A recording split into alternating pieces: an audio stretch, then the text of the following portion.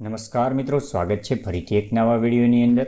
મિત્રો, વાત કરવામાં આવે તો તમે અહીંયા જોઈ શકો છો સુરત વિમાન મથક સુરત એરપોર્ટ ખાતે ભરતીની જાહેરાત આવી છે.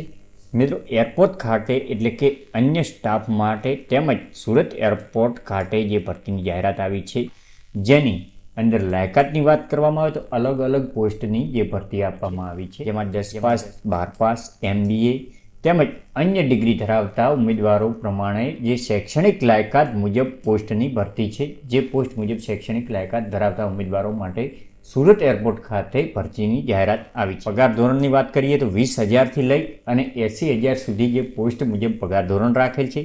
તો આ સુરત એરપોર્ટમાં જે ભરતી એરપોર્ટ મથક ખાતે આવેલ છે, તેની અંદર ફોર્મ કઈ રીતે ભરવાનું રહેશે, અરજી કેવી રીતે થશે, ડોક્યુમેન્ટ કયા કયા જોઈશે, પગાર ધોરણ શું છે, પોસ્ટ કેટલી છે, કુલ જગ્યાઓ કેટલી છે અને નોકરીના પ્રકાર વિશેની તમામ માહિતી મેળવીશું આગળ વિડીયો. મિત્રો, વાત કરવામાં આવે તો આ ભરતી વિશેની સીધી ઇન્ટરવ્યૂ આધારિત ભરતી છે, જેમાં સુરત જે નવો એરપોર્ટ છે તેની અંદર ડેપ્યુટી ટર્મિનલ મેનેજરની 1 જગ્યા છે, ડ્યુટી ઓફિસરની 2 જગ્યાઓ છે, જુનિયર ઓફિસર પેસેન્જરની 6 જગ્યાઓ છે, જુનિયર ઓફિસર ટેકનિકલની 3, કસ્ટમર સર્વિસ એક્ઝિક્યુટિવની 23, જુનિયર કસ્ટમર સર્વિસ એક્ઝિક્યુટિવની 36, રેમ્પ સર્વિસ એક્ઝિક્યુટિવની 10 અને યુટિલિટી એજન્ટ કમ રેમ્પ ડ્રાઈવરની 7 જગ્યાઓ છે.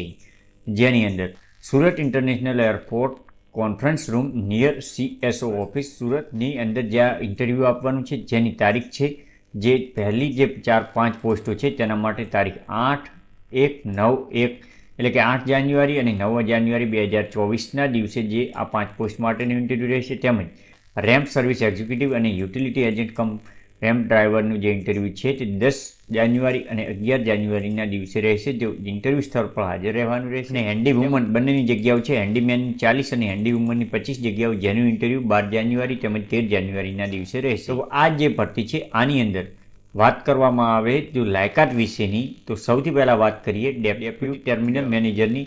તો એના માટે ગ્રેજ્યુએશન કરેલ હોવું જોઈએ અને એક્સપિરિયન્સ પણ હોવો જોઈએ, જેનું પગાર ધોરણ રહેશે 60 વર્ષ અને 55 વર્ષ સુધીની વયમર્યાદા, જેની અંદર આ પહેલા નંબરની પોસ્ટમાં છે. ત્યારબાદ વાત કરવામાં આવે ડ્યુટી ઓફિસરની પોસ્ટની, તો તેના માટે ગ્રેજ્યુએશન કરી અને એક્સપિરિયન્સ જોઈશે. 32,200 પગાર ધોરણ છે અને 50 વર્ષ રહેશે ઉંમર મર્યાદા. ત્યારબાદ નંબર 3ની પોસ્ટની વાત કરીએ જુનિયર ઓફિસર પેસેન્જરની, જેના માટે ગ્રેજ્યુએશન અને 9 વર્ષનો અનુભવ તેમજ 28,200 રૂપિયા પગાર અને 35 વર્ષ સુધીની ઉંમર મર્યાદા રહેશે. ત્યારબાદ વાત કરવામાં આવે જુનિયર ઓફિસર ટેકનિકલની, જેમાં પણ full time bachelor of engineering and mechanical કરેલ હોવું જોઈએ, જે automobile production, electrical and electronic communication engineering કરેલ હોવું જોઈએ માન્ય યુનિવર્સિટીમાંથી. 28 વર્ષ સુધીની ઉંમર મર્યાદા છે અને 28,200 છે પગાર. ત્યારબાદ વાત કરવામાં આવે કસ્ટમર સર્વિસ એક્ઝિક્યુટિવની, તો તેના માટે તમારે ગ્રેજ્યુએશન કરેલ હોવું જોઈએ અને 23,640 રૂપિયા પગાર ધોરણ છે અને 28 વર્ષ છે ઉંમર મર્યાદા. જ્યારે જુનિયર કસ્ટમર સર્વિસ એક્ઝિક્યુટિવની પણ 28 વર્ષ ઉંમર મર્યાદા છે અને 20,000 રૂપિયા પગાર ધોરણ છે, જેના માટે 12મા ધોરણ પાસવાળા અરજી કરી શકે છે. ધોરણ 10+2 એટલે કે 12 ધોરણ 12મા સુધીની 12 પાસવાળા આની અંદર અરજી કરી શકે છે જુનિયર કસ્ટમર સર્વિસ એક્ઝિક્યુટિવ માટે. ત્યારબાદ વાત કરવામાં આવે રેમ્પ સર્વિસ એક્ઝિક્યુટિવની, તો જેના માટે 3 વર્ષ diploma in mechanical electrical production electronics ઓટોમોબાઈલમાંથી કરેલ હોવું જોઈએ ફિલ્ડમાં. 23,640 પગાર ધોરણ છે અને 28 વર્ષ ઉંમર મર્યાદા રહેશે.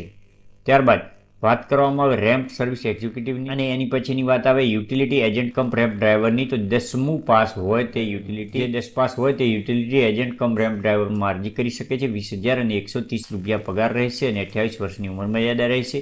તો 10 પાસ પર આની પર જગ્યાઓ છે. ત્યારબાદ વાત કરવામાં આવે હેન્ડીમેન અને હેન્ડી વુમનની, તો બંને માટે 10 પાસ કરેલ હોવું જોઈએ. 17,850 પગાર ધોરણ રહેશે. 28 વર્ષ સુધીની ઉંમર મર્યાદા આ ભરતીની અંદર રહેશે.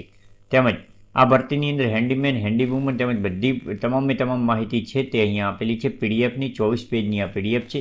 તો આ પીડીએફને તમે ડાઉનલોડ કરવા માંગતા હો તો નીચે ડિસ્ક્રિપ્શનમાં હું લિંક આપી દઈશ આ પીડીએફ, ત્યાંથી તમે ડાઉનલોડ કરી અને જોઈ શકો છો. જેની અંદર જોઈ શકો છો કે આ જે અરજી છે વોક ઇન ઇન્ટરવ્યૂ દ્વારા ભરતી છે, 2024ની ભરતી છે, જે તારીખ મુજબ ઉપર જણાવ્યા મુજબ ઇન્ટરવ્યૂ આપવાનું રહે. આવી જ નોકરી વિશે માહિતી મેળવવા માટે ચેનલને સબસ્ક્રાઈબ કરી લેવી.